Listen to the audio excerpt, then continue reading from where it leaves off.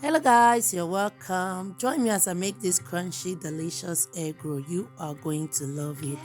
The ingredients I used are 2.5 cup of flour, 1 teaspoon of salt, 1 teaspoon of nutmeg, 3 tablespoons of butter, unsalted butter. If you want to use salted butter, you have to reduce the salt that you put in.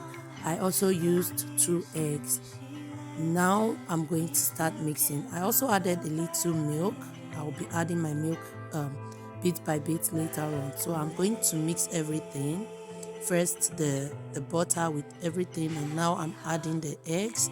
That's 2 eggs that I added there. I'm going to make sure that I mix thoroughly. I also boiled my egg. I'm going to use 6 eggs. Yes, you need 6 eggs for 2.5 cup of flour. You can see that I added my milk bit by bit. You have to mix it so that it won't be too soft. So after mixing, I have to cover it and let it rest for at least 10 minutes. And after resting, I'm going to start preparing it, like putting the egg in the dough. So now I added 1 egg. I'm going to wrap it like this. Make sure you wrap it very well and don't let the dough to be too big. If not, it's not going to be cooked inside. So you have to continue the process till everything is ready.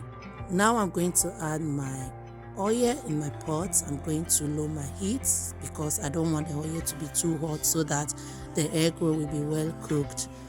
I have to flip it aside and let the other side cook as well.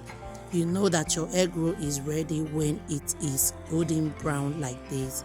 I'm going to remove this and fry the other two, and as you can see, my egg roll is ready. Thanks for watching. Don't forget to follow me on all my social media platforms with the name Mama Triple N. Thank you. Like, comment and share. See you in the next one. Bye.